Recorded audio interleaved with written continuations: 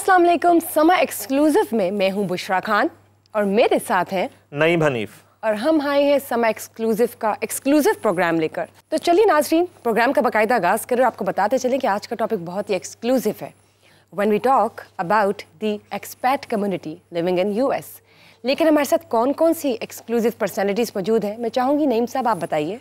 जी, मेरे लिए तो बड़ी खुशाइंद बात है और बड़े अरसे के बाद एक दिली खुशी और तस्कीन मैं महसूस कर रहा हूँ। वो जो हम अक्सर कहते हैं ना कि दियारे गैर में कामयाबियों के झंडे गाड़ दिए और मुल्क का इमेज जो है वो बुलंद कर दिया, मुल्क का परचम बुलंद कर दिया, वो हम खेलों में सुनते आए हैं। लेकिन आज हम एक ऐसे कामयाब बिजनेसमैन को आपसे मिलवा रहे हैं जिन्होंने यूएसए में रहते हुए पाकिस्तान के इमेज को, पाकिस्तान के कल्चर को, पाकिस्तान की एक शनाख्त को जिस तरीके से फ़रोग दिया, मैं तो उनका मद्दा हो गया हूँ बुशरा। बिल्कुल मैं ज़्यादा देर हायल नहीं होना चाहता उनके और ऑडियंस के दरमियान। और उससे पहले मैं बता दूं कि हमारे साथ स्पेशल कॉरेस्पोंडेंट समा टीवी जुल्फ़कार अली महतू भी मौजूद हैं। उनको भी हम वेलकम कहते हैं, उनको भी शामिल गुफ्तगू करके। अब आते हैं हम अपने खास मेहमान की तरफ। मेरी मुराद है तनवीर अहमद साहब से। तनवीर साहब, welcome to Pakistan, welcome to the show. Thank you for having me भाई। मैं तो बिल्कुल एक्साइटेड इसलिए हूँ कि मैं क्रिकेट लवर हूँ और एक एक्सपेरिमेंट हुआ, मुझे नहीं याद पड़ता इससे पहले अमेरिका में कोई इतना बड़ा क्रिकेट इवेंट हुआ हो। वर्ल्ड कप 2024 उसका इनेकाद किया गया। बेशक हमारे लिए वो अच्छी यादें छोड़ के नहीं गया, पाकिस्तानियों के लिए, मेरे लिए, बुशरा के लिए, जुल्फ़कार महतू के लिए, पाकिस्तान के क्रिकेट लवर्स के लिए। लेकिन आपका बड़ा कंट्रीब्यूशन है इस इवेंट को अमेरिका में ऑर्गेनाइज करने के लिए। जरा सबसे पहले तो वो शेयर कीजिए कि ये किस तरह से आइडिया आया, किस आपकी वहां पे पार्टिसिपेशन क्या थी और ये इवेंट कैसे मुनक्कद हुआ और हमारे साथ वहां पे क्या करवा दिया आपने। सर, सबसे पहले तो बात ये है ना कि बीइंग ए पाकिस्तानी मेरे लिए एक बड़ी फ़ख्र की बात है that I am there to represent not only Pakistan but also the US as well. तो 2018 में एक वहाँ पे ना हवा चली कि किसी तरीके से यहाँ पे एक लीग शुरू की जाए जिस तरीके से IPL है या PSL है। तो इसी चीज़ को लेते हुए ना there were group of investors who got together and they started looking into it, how do we really develop cricket in USA. और पाकिस्तान को लेके मेरे लिए ये था कि मुझे किसी तरीके से पाकिस्तान का झंडा उधर लहराना है, पाकिस्तान को उधर रिप्रेजेंट करना है। So there were about 38 investors who got together and initiated the entire league. Wonderful. अब उसमें अगर देखा जाए, I am the only Pakistani representing Pakistan. तो मेरे लिए ना ये एक बड़ी फ़ख्र की बात थी ना कि being Pakistani, how am I representing and how am I going to take Pakistani flag over there. सबसे बड़ा मसला जो आता है, जो आपने भी एक अच्छी कि पाकिस्तान के साथ आपने क्या करवा दिया, तो हुआ ये कि पाकिस्तान जब वहाँ पे यूएस में जो भी क्रिकेट होती है वो एस्ट्रो पे होती है। वहाँ पे टर्फ पिचेस बनाना इतना आसान नहीं है, मिट्टी भी दस्तयाब नहीं है, लोगों को पता भी नहीं है। By the way, creating a true pitch it requires a little science in it, क्योंकि आपको उसकी जो क्ले कंटेंट्स हैं उसमें आपको पता होना चाहिए कि इसकी क्ले कंटेंट्स क्या। फॉर एग्जांपल, पाकिस्तान में जो नंदीपुर की मिट्टी मिलती है वो अबाउट 60 to 70% उसमें क्ले कंटेंट होता है। अगर आप ऑस्ट्रेलिया में चले जाएं, you see that bouncy swing pitches and all that, and the only reason है कि वहाँ जो क्ले कंटेंट है it's about close to 80 to 85%। So the more clay content it is the better pitch quality is. तो fortunately when I decided to join the league, तो मैंने सोचा कि इसको थोड़ा सा और एक्सपैंड किया जाए। So I bought about 86 acres of land. And this is where I built one of the largest cricket complex, not only in the US, but you can say it is in the world, because we have about 6 grounds at the international level at one place. तो वो हमने जब initiate लिया तो we opened that actually in 2019. The entire US cricket board started coming towards Houston, started playing over there. फिर हमने ना इसको grassroots level पे लेके जाने का सोचा और उसको लेके हमने जब यूनिवर्सिटीज़ के लिए इसको इंट्रोड्यूस करवाया। So about 76 universities have registered in US और उनकी एक रेगुलर जो है ना रीजनल चैम्पियनशिप होती है। इसके बाद हम उनकी जो है ना एक एनुअल चैम्पियनशिप ह्यूस्टन में करवाते हैं। सो this is how the cricket started growing. वहाँ से कुछ लड़के डेवलप हुए, कुछ पाकिस्तान से जो लड़के गए हुए थे उन्होंने उधर खेलना शुरू किया। तो एक जो था ना एक मशरूम की तरह क्रिकेट ने बढ़ना शुरू कर दिया कि जी ह्यूस्टन में एक टर्फ पिचेस हैं, वो किस तरीके से हम जो है ना इसको लेके आगे चले। All of the sudden in 2020 we decided to bid for the T20 World Cup. As a matter of fact, we were bidding for 2026. Okay. लेकिन जब उन्होंने हमारा एक पैशन देखा, हमने जो उनको एक प्लान बना के दिया कि this is what we can do in even in 2026, and they decided to actually award us in 2024. अब वो 2024 का जो वर्ल्ड कप था, like what you said, this is probably the first time US has ever organised at this magnitude. US में कभी भी इस तरह की क्रिकेट का नहीं हुआ. हालांकि अगर देखा जाए तो यूएस में जो क्रिकेट खेली जा रही है, इट्स बीन सिंस 1776. जो यूएस और कनाडा का जो पहला इंटरनेशनल मैच खेला गया था क्रिकेट का, वो 1776 में खेला गया था. बाद में जो सारी जो चेंजेस यूएस में आए, क्रिकेट को थोड़ा सा पीछे कर दिया गया, बेसबॉल आगे आ गया क्योंकि ये एक ब्रिटिश की गेम थी. लेकिन जब अगर देखा जाए क्रिकेट की हिस्ट्री को लेकर तो 1980 के बाद जो क्रिकेट को काफ़ी फ़रोग मिलना शुरू हो गया. तो लेकिन हिस्ट्री बता रहे हैं, ये अचानक से बहुत सी दूसरी चीज़ों की तरह अमेरिका को क्रिकेट से नफरत अचानक क्यों हुई? नहीं, क्रिकेट को नफरत नहीं हुई, लेकिन उसको फ़रोग नहीं बिल्कुल मिल सका क्योंकि इसमें एक मेंटेनेंस बहुत ज़्यादा है. It requires a lot. ये एक स्पोर्ट्स बड़ी एक्सपेंसिव स्पोर्ट्स है. ये एक इतनी चीप स्पोर्ट नहीं है कि आपने एक फुटबॉल लिया और जो है ना वो $50 का मिला, 11 लड़के खेल रहे हैं. ये क्रिकेट में आपको जो 11 किट्स पूरी चाहिए. फुटबॉल से मुझे याद आ गया, आपका जो ताल्लुक है वो शाहीनों के शहर सियालकोट से है, तनवीर अहमद साहब का ताल्लुक. और जितने फीफा वर्ल्ड कप हुए हैं पिछले 2-3 वर्ल्ड कप में मुझे पता है वो सियालकोट का फुटबॉल इस्तेमाल होता रहा है. बिल्कुल. तो जरा सियालकोट के हवाले से भी आपसे बात करनी है. मैं जुल्फकार अली महतू साहब को शामिल करूंगा गुफ्तगू में. आप कुछ नोट कर रहे थे, मुझे लगता है कि आपने कुछ नुक्ता निकाला है तनवीर अहमद साहब की गुफ्तगू से.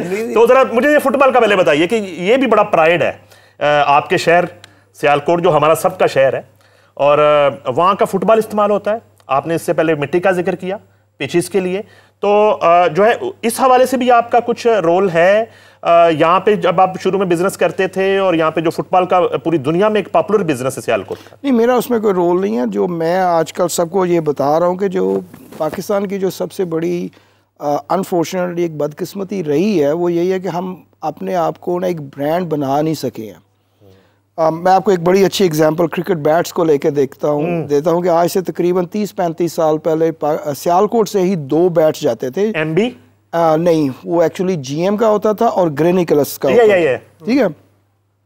तो ये मैं आपको थोड़ी सी हिस्ट्री आपसे शेयर कर देता हूँ कि अगर आज की डेट में वही अगर जीएम और ग्रेनिकलस यहाँ से जा रहे होते तो $50 का लेके सियालकोट से ये 400 का बेचते हैं.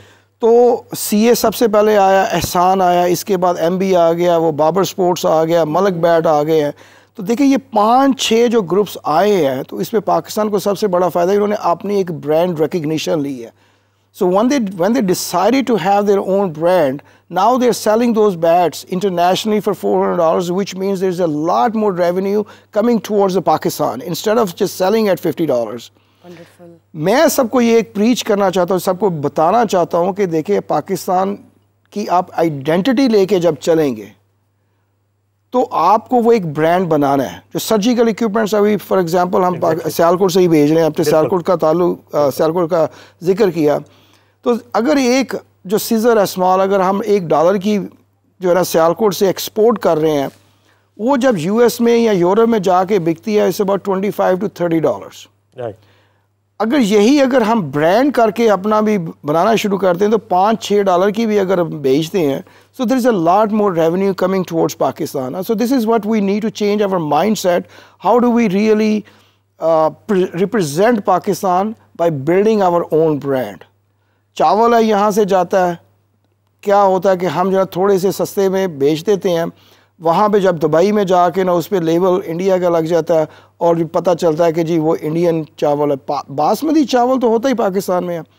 तो मेरी सबसे ना रिक्वेस्ट यही होती है कि जी अपने आप को अंडरसेल नहीं करें, अपने आप को एक रिकग्निशन पे लेके जाएं, ताकि जैसे ही आपको रिकग्निशन मिलती है तो उसका फ़ायदा पाकिस्तान को ही है. क्रिकेट को प्रमोट तो आपने बड़ा किया, कभी आप भी बल्ला लेके उतरे हो ग्राउंड च किसी दौर च कभी खेड़े? सर तुसी हुणे ही आओ, तुहाडे नाल खेड़ने आ हुणे. ना करो सर, मैं तो अपने घर के पीछे पूरा नेट लाया था. ये तो दसो जरा. एक शौक है मेरा क्रिकेट को लेके, खेलता भी हूँ, अभी भी मैं खेलता हूँ 40 ओवर की गेम अभी भी मैं खेलता हूँ. हमसे तो 20 की नहीं खेली जा रही. अपने अपने स्टेमिना है ना. तो बस यही होता है, कहीं पे भी मैं जाऊँ तो मेरे लिए एक बड़ी एक्सरसाइज यही होती है कि क्रिकेट खेल लो. तो इधर घर ले आ तो पीछे एक प्लॉट लेके उसमें फिर अपना पूरा नेट लगा दिया, लाइट लगाई, तो जैसे ही शाम होती है गर्मियों में, अगर सर्दियों में तो चलो दिन को खेल लिया, तो ये प्रैक्टिस हो गई. I mean, it just keeps me fit, it keeps me motivated. And it is your favorite hobby. It is my favorite hobby. Wonderful. जी आप कुछ कहेंगे? आपने बड़ी अच्छी बात बताई क्रिकेट का, आपने पूरा अमेरिका के अंदर इंट्रोडक्शन कर दिया कि किस तरह से हुआ। अच्छा, ये जो एक इवेंट आपने किया, मेरा चूँकि बैकग्राउंड जो है वो इकनॉमिक्स की सारी जर्नलिज्म से है, तो क्या ये इकनॉमिक्स पाकिस्तान की और यूएस की जो ट्रेड है, ख़ास तौर पे पाकिस्तान से एक्सपोर्ट्स वहाँ पे बढ़ाने में, या वहाँ पे जो पाकिस्तान के एक ख़िलाफ़ एक माहौल बना हुआ है उस यूएस के अंदर, चाहे पाकिस्तानी कम्युनिटी हो चाहे अमेरिकन हों, तो इसको कुछ कम करने में, इसको पाकिस्तान को करीब लाने में कोई रोल हो सकता है क्रिकेट का? जी, काफ़ी सारी चीज़ें हो सकती हैं। मैंने ये बड़ा अच्छा आपने सवाल किया। मैंने तकरीबन पिछले 4 सालों से ना इसकी पूरी कोशिश की है कि हम स्पोर्ट्स डिप्लोमेसी को किसी तरीके से इंट्रोड्यूस करवा सकें, बट अनफॉर्चुनेटली जो हमारे जो पीसीबी की मैनेजमेंट है, या यहाँ पे आप करूँ, जनरल ज़ियाउल हक के दौर में स्पोर्ट्स डिप्लोमेसी ने पाकिस्तान और इंडिया को करीब कर दिया था, जब दो ऐसे मुल्क जो आपस में बात करने को तैयार नहीं थे। तो यूएस तो हमारा पुराना फ्रेंड है। अब देखें ना, यूएस का अगर आप हिस्ट्री को देखें तो यूएसएड के पाकिस्तान के अंदर बिलियंस ऑफ डॉलर के प्रोजेक्ट्स, बिल्कुल इतनी मदद है उनकी कि मैं बता नहीं सकता। अभी एक प्रोजेक्ट जो है वो क्वालिटी एजुकेशन का, वो $1 बिलियन का अभी 2024 में चल रहा है। इतना बड़ा project, Tarbela dam, Mangla dam, Pakistan के पावर सेक्टर की रिवैम्पिंग, रेनोवेशन, इतनी मदद एग्रीकल्चर सेक्टर में। लेकिन पाकिस्तान के अंदर भी वो माहौल देखें, मैं इसका इतराफ़ करता हूँ कि वो माहौल नहीं बन सका कि अगर हम यूएस हमारा दोस्त है तो पाकिस्तानी कि अगर जिससे भी पूछेंगे वो अमेरिका के खिलाफ बात करता है, सारी चीज़ें होने के बावजूद। ये वजह बताइए कि आप इशू क्या? ये इन्होंने जो बात की है ना आपने, वो बिल्कुल बेहतरीन बात की है। यहीं पे हम चाहेंगे कि एक्सपैट कम्युनिटी से कुछ एक्सपेक्टेशन ज़रूर रखें। And since you are the first person as a Pakistani American top notch businessman who took the lead, took stance and stood up being an expat from the community living in US, तो ये sports diplomacy को भी कैसे बहाल किया जा सकता है? देखिए, ये मैं आपको, और रिलेशनशिप्स कैसे बेहतरीन किए जा सकते हैं ये भी बताइएगा। So this is what I was trying to explain that to you. When I took the initiative back in 2018, my first priority and the goal was how do we really start exchanging even players between the two countries. और उसमें मैं तकरीबन कोई 10 के करीब हम players लेके भी गए हैं पाकिस्तान से जो पीसीबी में नहीं थे। उनमें समी असलम भी हैं, ज़ियाउल हक है, रमीज़ राजा जूनियर है, अभी अली खान जो यूएस में भी खेल रहे हैं, शायान जहांगीर है जो अंडर 19 भी खेल चुके हैं, इसके अलावा मोहसिन है, काफ़ी सारे जो है ना, हमाद आज़म भी है। मेरा जो सबसे ज़्यादा गोल था वो ये था कि हम इसको जो प्लेयर एक्सचेंज को लेकर ना स्पोर्ट्स डिप्लोमेसी एक इंट्रोड्यूस करवाई जाए, ताकि जो दोनों कंट्रीज़ हैं ना उनमें जो एक खला पैदा हो चुकी है, how do we really narrow that gap and bridge it together. But unfortunately we don't really see कि पाकिस्तान comes first, जो what you ask and जो भाई आपने क्वेश्चन किया, जब तक हमारा माइंडसेट ये नहीं होगा कि हम पाकिस्तान comes first, हम इसको चेंज नहीं कर सकते हैं। मैंने जब पीसीबी मैनेजमेंट से बात की, मुझे उसका कोई जवाब अच्छा नहीं मिल सका। इसके बाद जो पीएसएल के फ्रेंचाइज ओनर्स हैं उनके साथ मैंने बात की, उनसे भी मुझे कोई पॉजिटिव रिस्पांस नहीं मिला। So I basically finally gave up, और इसी को लेके फिर हमने ना एक यूएस की टीम को इस तरीके से प्रमोट करना शुरू कर दिया। और आज देखें कि जब वर्ल्ड कप हुआ कि यूएस की टीम ने किस तरीके से अपनी कारकर्दगी दी है। Yes, they were admitted in the tournament being the host nation, but the good thing is कि उन्होंने इतनी अच्छी परफॉर्मेंस दी है कि जो 2026 का वर्ल्ड कप होने जा रहा है, they automatically qualified since they qualified in the super 8। To sum it, आप देखें स्पोर्ट्स डिप्लोमेसी ऐसी चीज़ है कि जो हम दो कंट्रीज़ को ना इकट्ठा कर सकते हैं। उसके लिए हमें ये करना है कि किसी तरीके से पीसीबी डिसाइड ये करे कि जी पाकिस्तानी टीम उधर जाके खेले। हम ट्राई सीरीज़ कर सकते हैं। अब यूएस बोर्ड है, जो यूएस का जो सारा इंफ्रास्ट्रक्चर है, I have a very very good influence on them. As a matter of fact I can truly speak on behalf of them कि अगर पाकिस्तान की टीम डिसाइड करती है, we will love to welcome there, including West Indies आ जाती है, बांग्लादेश आ जाता है, कोई दूसरी तीसरी टीम भी आकर हम एक ट्राई सीरीज़ करवा सकते हैं। एक तो ये बात होगी। दूसरी बात यह है कि कुछ चीज़ें ऐसी होती हैं जो डिस्करेजिंग आ जाती हैं मेरे लिए। मैं आपको बताता हूँ कि पिछले साल जब हमने फर्स्ट टाइम मेजर लीग को लॉन्च किया, Pakistan was the only board in the entire world let me just repeat that, PCB was the only board in the entire world जिन्होंने restriction लगा दी कि हम अपने players को NOC उस वक्त देंगे जब हमें $25,000 पर player मिलेगा। क्रिकेट की हिस्ट्री में किसी बोर्ड ने ये नहीं किया। तो जब आपको ये खुद ही डिस्करेजमेंट मिल रही है, I understand their point of view is कि जी हमारा यूएस से कोई रेवेन्यू नहीं आता, but this is not how you build the relationship, ठीक है, this is not how you start developing the sports diplomacy. तो मेरा सिर्फ यही था, उस वक्त भी मैंने काफ़ी फाइट की, but unfortunately I was very very disheartened कि ना ये नहीं हो सका। इस साल दोबारा आया है तो दोबारा फिर वही काफ़ी सारे लोगों को मैंने बोल के इसको अप्रोच करवाने की कोशिश की है। तो मैं यही कहूँगा कि पीसीबी मैनेजमेंट से कि इस चीज़ को देखें कि अगर जिस तरीके से पीसीबी ने श्रीलंका की एक वक्त में हेल्प की थी, और जब पाकिस्तान पे कोई भी क्राइसिस आया जब, तो Sri Lanka was the first one two stand with Pakistan. अगर आज पाकिस्तान यूएस टीम के साथ या क्रिकेट के साथ लेके चलता है तो मेरे ख्याल में ना कल को यूएस भी पाकिस्तान के साथ ही खड़ा होगा। So this is how we really bring these two countries together. अच्छा सर, खेल के मैदान से थोड़ा सा सियासी अखाड़े में आपको लेके आ रहे हैं। एक दो क्वेश्चन सियासी वो किए बगैर जो है ना वो हमारी एक तशनगी रह जाएगी। जो है पाकिस्तानी कम्युनिटी अमेरिका में रहते हुए जो सियासी लॉबिंग है हमारी, उसको इतना मौसर नहीं बना पाई कभी भी। इसकी वजह क्या है, उसको कैसे मौसर बनाया जा सकता है? और इसके साथ ही ऐड कर लें, आपकी रिसेंटली मुलाकात हुई है अमेरिकी नायब सदर से, कमला हैरिस से। मेरी इतला के मुताबिक कि आप उनको कुछ गलत फहमियाँ थीं जो आपने दूर करने की कोशिश की। वो गलत फहमियाँ क्या थी? मज़ीद हमने क्या करना है कि वो गलत फहमियाँ दूर हो जाएं और वो मुतमईन हो जाएं? और एक मेरा पहला क्वेश्चन कि हमारी सियासी लॉबिंग का, मैं अब नाम लूँगा, अभी उस मुल्क पे भी मैंने आना है, जितनी स्ट्रॉन्ग लॉबिंग जो है हमसाया मुल्क की है अमेरिका में, हमारी उतनी स्ट्रॉन्ग पॉलिटिकल लॉबिंग क्यों नहीं हो पाती? देखिए, इसका बड़ा सिंपल सा क्वेश्चन है कि जब भी पाकिस्तान लॉबी की बात आएगी ना, तो जो पाकिस्तानी एक्सपेक्ट्स है उन्होंने करनी है। अनफॉर्चुनेटली हमारी जो लिटरेसी रेट है वहाँ पे बहुत कम है। दूसरा, जो थोड़ी सी जो एजुकेटेड वहाँ के लोग हैं वो इस चीज़ में आना ही नहीं चाहते, because they don't have the courage, they don't have the education to take a stand about Pakistan. ठीक है, मैं काफ़ी डीपली रूटेड हूँ पाकिस्तान को लेके, तो मेरी कोशिश शुरू से यही रही है, स्पेशली पिछले तकरीबन 10-11 साल से, कि पाकिस्तान को अगर रिप्रेजेंट करना है, we need to study it, we need to start spending some time.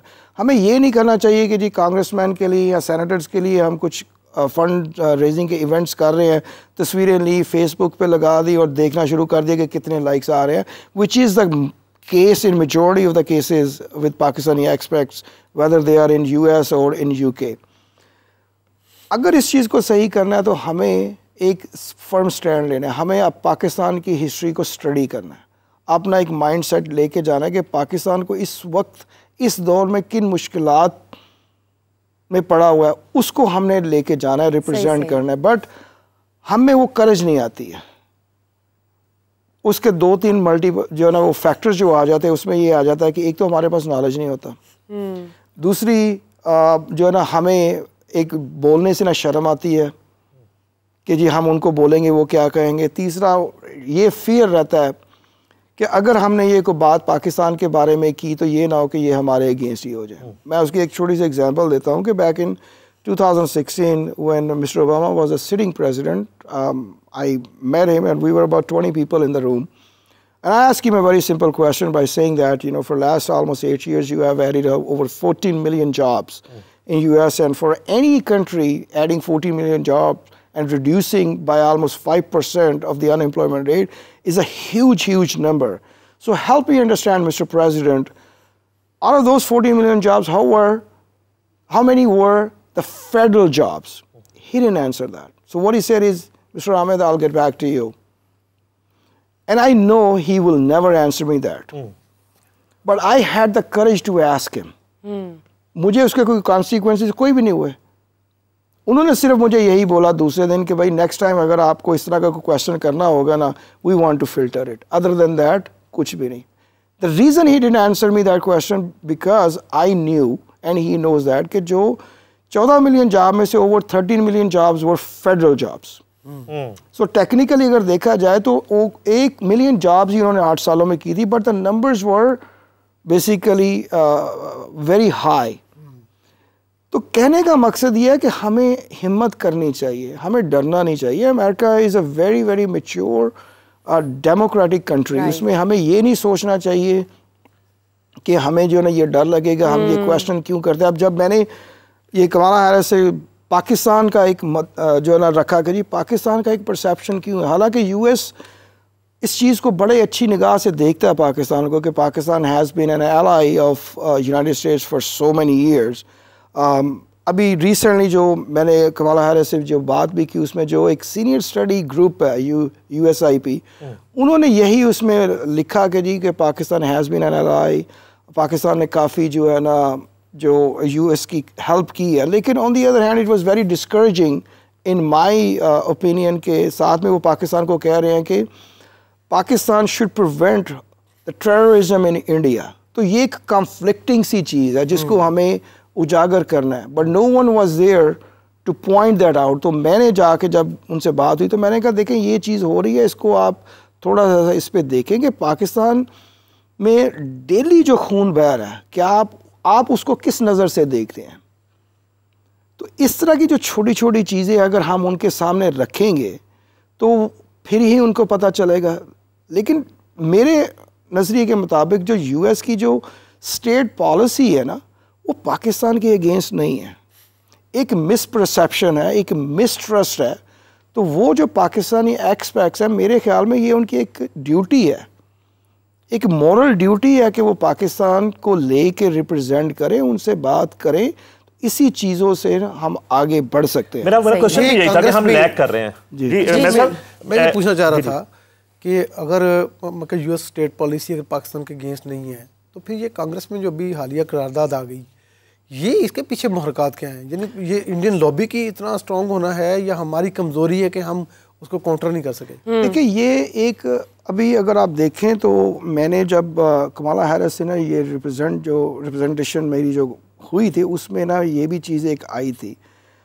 उन्होंने ना एक पहली बात तो उन्होंने जो ना May 9 का वाक़या लेकर उन्होंने पूरा उसको कंडेम किया, और उसमें साथ में उन्होंने ये भी जो स्टेटमेंट दिया कि हम ज़रूर May 9 के वायलेंस को कंडेम करते हैं, लेकिन अगर इसके पीछे कोई पॉलिटिकल आइडियोलॉजी है, कोई पॉलिटिकल विजन है, तो उस चीज़ को हम सपोर्ट नहीं करेंगे। जो आपने बात की है, जो कांग्रेशनल हियरिंग हुई थी मार्च में और उसका जो एक रेजोल्यूशन पास हुआ, तो ये एक पॉलिटिकल आइडियोलॉजी थी। तो उसमें ये है कि हमें जब ये सोचना कि जी पाकिस्तान कम्स फर्स्ट, पाकिस्तान अगर है तो हर चीज़ है।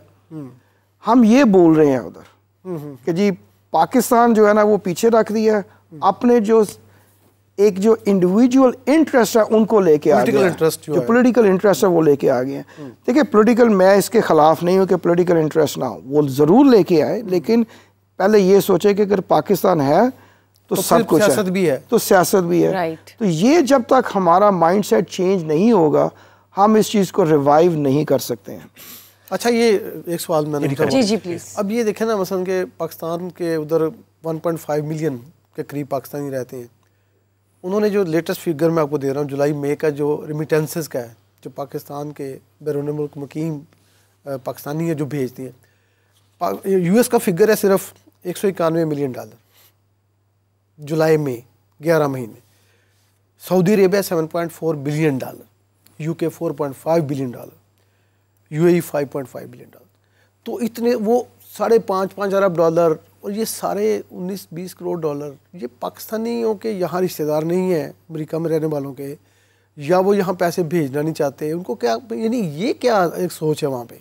देखिए दो चीज़ें आप देखें कि जो अगर आप UAE सऊदी अरब की देखें ना, तो जो लोग वो पैसे वहाँ से भेज रहे हैं वो वहाँ के रेजिडेंट नहीं हैं, वो वहाँ पे रख भी नहीं सकते। उनको ये पता है कि पता नहीं आज हम हैं कि कल नहीं है, तो जैसे ही वो कमाते हैं वो पाकिस्तान में ट्रांसफ़र कर देते हैं। लेकिन जब US को अगर आप देखते हैं, वो वहाँ के सिटीज़न है, वो पैसे वहाँ पे रखते हैं। और जो बार बार मैं जो जिक्र कर रहा हूँ उसमें एक मिसट्रस्ट, मिसपरसेप्शन पाकिस्तान को लेके है कि जी यहाँ पे काफ़ी चीज़ें जो है ना वो करप्शन में चल रही हैं, कुछ चीज़ें सही नहीं हो रही हैं, तो ये उन्होंने ना एक अपना एक सेल्फ विजन क्रिएट करके रखा हुआ है जिसको लेके ना वो इस चीज़ पे पैसे नहीं भेजते हैं। अब देखें, अच्छा सॉरी, मैं जो फिगर बोल रहा था ना वो थे एफडीआई के जी, वो एफडीआई के फिगर थे यूएस के।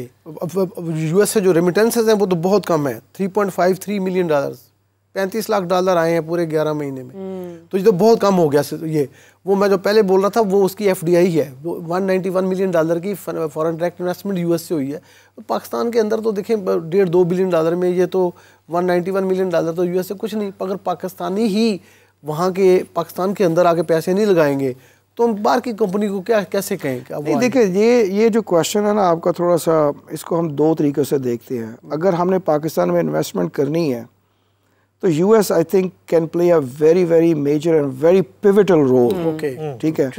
अब उस रोल को अगर हमने देखना है तो हमें पॉलिटिकल स्टेबिलिटी चाहिए। पॉलिटिकल स्टेबिलिटी होगी आपकी जो है ना, वो डॉलर की जो डिवैल्यूएशन नहीं होगी। अगर आप देखें पिछले 1.5-2 साल में डॉलर कितना डिवैल्यू हुआ है। So being a businessman, if you ask me, Pakistani रुपया डिवैल्यू हुआ है, डॉलर तो अप्रिशिएट हुआ। देखिए वो आप खतरा देखें, अगर पाकिस्तान में डॉलर रीवैल्यू होता है और डिप्रिसिएशन पाकिस्तानी रुपए की होती है तो अमेरिकन को कोई फायदा है? नहीं सर, बिल्कुल फ़ायदा नहीं, ये बहुत ज़्यादा नुकसान है। अच्छा, वो कैसे? वो मैं आपको बता देता हूँ। मैं आपको अपनी चलो एग्जांपल देता हूँ। 2022 में मैंने कर लिया, ठीक है। उस वक्त डॉलर था 176 रुपए का, आज मैं बेच रहा हूँ, ठीक है। अगर मैं उसको अब उस एंगल से आप जिस तरह मैं समझ रहा हूँ, ठीक है, तो उसमें अगर आप देखें तो मुझे कितना नुकसान हुआ है। यानी अब आप डॉलर बेच के जाएंगे तो फिर वो जाहिर है वो आपको तो जो भी अगर देखें अमेरिका में जितने बिजनेसमैन हैं, मैं आपको एक एग्जांपल देता हूँ, तकरीबन 30,000 के करीब डॉक्टर्स ही हैं। 30,000? जी, तो अच्छे खासे पैसे कमाते होंगे। अच्छे खासे पैसे कमाते हैं। अगर हम उनको ये बोलें कि जी अपना एक इंडिविजुअल $1 मिलियन एक डॉक्टर भी इधर लेके आ जाए, आपके $30 बिलियन बन जाते हैं। हाँ, ठीक बात है। ठीक है, तो अगर $30 बिलियन इधर लेके आना है तो हमें IMF के पास जाने की क्या किसी के पास जाने की ज़रूरत नहीं है। लेकिन उससे पहले हमें एक डॉलर की स्टेबिलिटी भी तो चाहिए। अगर डॉलर इसी तरह डीवैल्यू होता रहा, जो अगर आप पिछले 10 साल से भी देख लें, एवरेज जो है ना वो 10% जो है ना हर साल हो रहा है। Allow me to give you little bit of a calculation कि अगर मैं इधर लेके आता हूँ, लेट्स से कि आई ब्रिंग $10 मिलियन हियर, वो डीवैल्यू हो के मुझे प्रॉफिट फॉर एग्जांपल 30% भी हो गया, रुपए में हुआ, डॉलर्स में नहीं हुआ।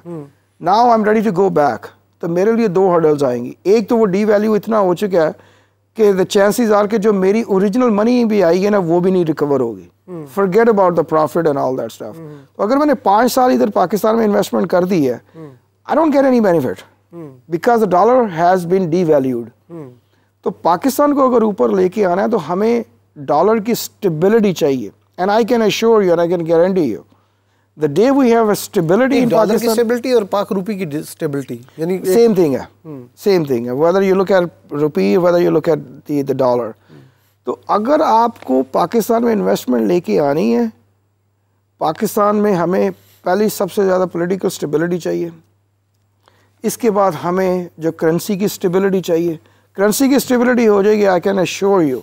अच्छा, ये तो सर ये तो ख्वाब बन गया यहाँ पे। मैंने तो जिंदा डॉलर देखा हुआ मुद्दत ही हो गई है, मैंने तो डॉलर की शक्ल नहीं देखी यहाँ पे, जो जितना नायाब हो गया डॉलर यहाँ पे।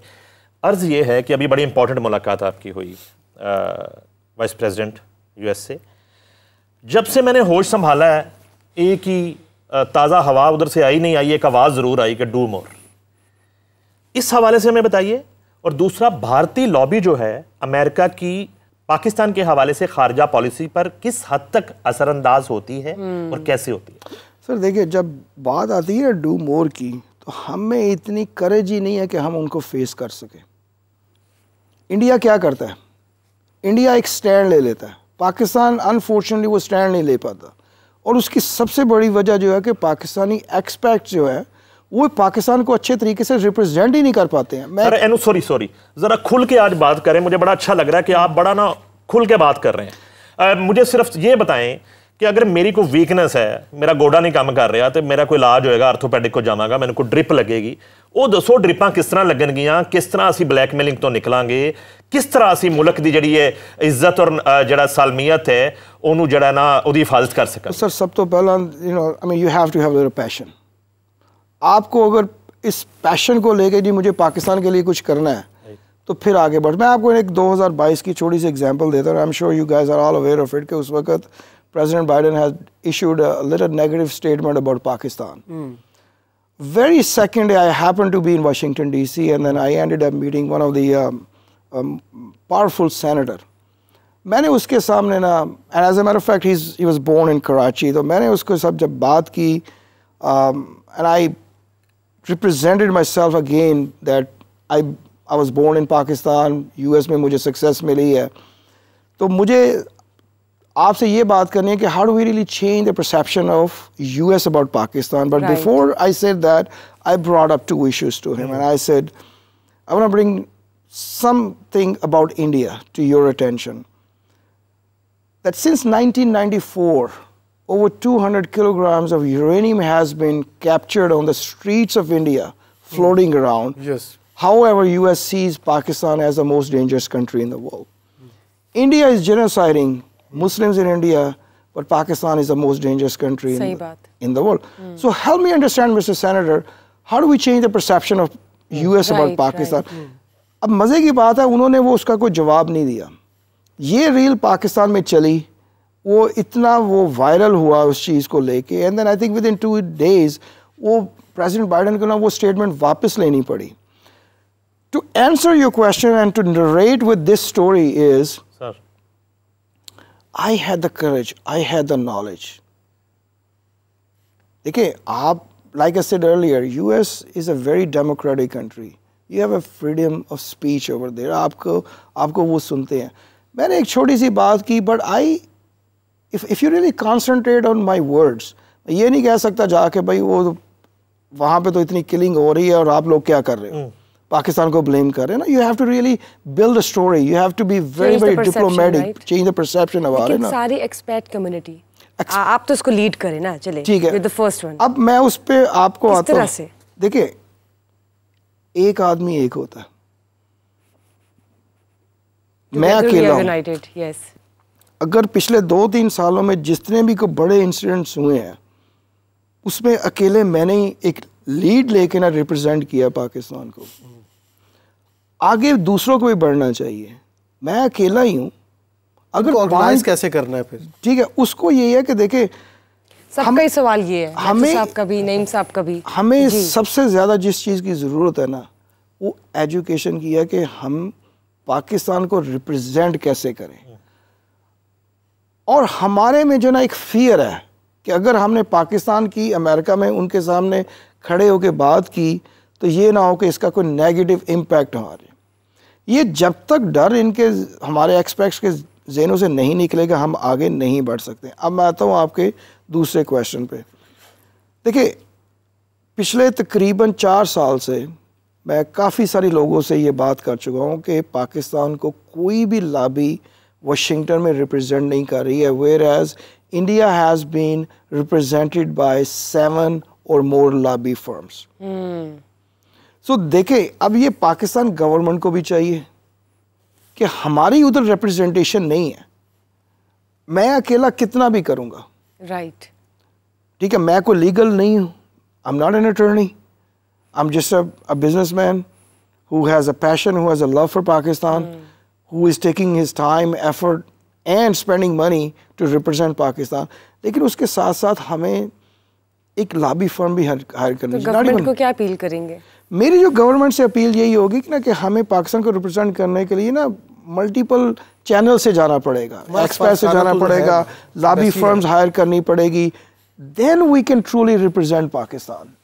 ओके, यानी वहाँ पे एक सिस्टम बनाना पड़ेगा, एक सिस्टम बनाना पड़ेगा, लोगों को इकट्ठा करने का एक निज़ाम होना चाहिए। इसके अलावा जब आपने बात की है एम्बेसडर्स की, तो एम्बेसडर्स को भी ये चाहिए कि वो उनकी कम्युनिटी में इन्वॉल्व हो। यहाँ पे देखें, जब यूएस के जो एम्बेसडर्स आते हैं या यूएस के काउंसलर जनरल्स आते हैं, how are they involve with the community? नहीं, वो तो खेतों में चले जाते हैं। तो हम क्यों नहीं जाते? वो खेतों में चले जाते हैं, वहाँ जहाँ खड्डी का काम हो रहा होता है, जहाँ कलीन बन रहे होते हैं, वहाँ चले जाते हैं। भाई हम क्यों नहीं जाते? डिप्लोमेट्स तो मतलब कोई चीज़ छोड़ते हैं, मज़ारों में चले जाते हैं। सही बात की आपने। की गुफ्तगू से जो मैंने लर्न किया है शॉर्टली, और दिल तो चाह रहा है कि आपके साथ एक लंबा सेशन और भी और होता रहेगा इंशाल्लाह, जब जब आपकी अवेलेबिलिटी पाकिस्तान में होगी। और आप जितना अच्छा काम कर रहे हैं पाकिस्तानी कम्युनिटी के लिए, पाकिस्तान के लिए, और जो मैंने आपके मुतल्लिक़ पढ़ा और जो सुना, और अल्लाह ताला आपको हिम्मत दे। और चूँकि ये माह मुहर्रम है और ये हमें हक पर डट जाने का दर्स देता है बीइंग मुसलमान, और आपकी गुफ्तगू से भी मैंने यही पाया कि हमें अपने हक के लिए डटना भी चाहिए, डरना नहीं चाहिए, डर को और फियर को ख़त्म करना चाहिए। आखिर में आप जो है अमेरिका में मुकीम पाकिस्तानी कम्युनिटी को क्या पैगाम देते हैं? मेरा देखिए, उस पैगाम देने से पहले मैं 2-3 चीज़ें और हाईलाइट करना चाहता हूँ कि जिस तरीके से एक परसेप्शन बना हुआ था कि जी पाकिस्तान को लेके जो यूएस की पॉलिसी वो बड़ी गलत रही है। पॉलिसी यूएस की गलत नहीं रही है। यूएस ने हमेशा पाकिस्तान को लेके उसको अप्रिशिएट भी किया, रिकग्नाइज भी किया, लेकिन जो मीडिया है वो थोड़ा सा शाई रहता है। मीडिया ने उस चीज़ को लेके ना पाकिस्तान को जो एक वो रोल सही तरह प्ले नहीं हुआ, वो रोल प्ले नहीं हुआ। And this was one of the other thing जो कि मैंने वाइस प्रेसिडेंट कमाला हैरिस के सामने ये चीज़ रखी थी। उसमें मैं एक चीज़ और आपसे शेयर करना चाहता हूँ कि जिस तरीके से वो जो USIP की जो स्टडी थी उसमें यही था कि जी पाकिस्तान एक सावन कंट्री है, उसके पास एक खुद मुख्तारी है, उस खुद मुख्तारी में रहने के लिए उसको जो भी करना पड़ेगा वो करेगा। लेकिन इससे पहले ये होता था कि पाकिस्तान को एक ना माइक्रो लेंस जो कि इंडिया ने एक इस तरीके का माहौल क्रिएट किया उसकी तरफ से दिखाया जाता था। बट फॉर्चुनेटली वो मेरे इस कहने से ये बात सामने आ गई कि यूएस ने क्लियर कर दिया कि Pakistan is a very sovereign country and they have every single right to go and fight against terrorism whether it is in Afghanistan or somewhere else। तो ये पाकिस्तान के लिए ना एक बहुत बड़ी बात है।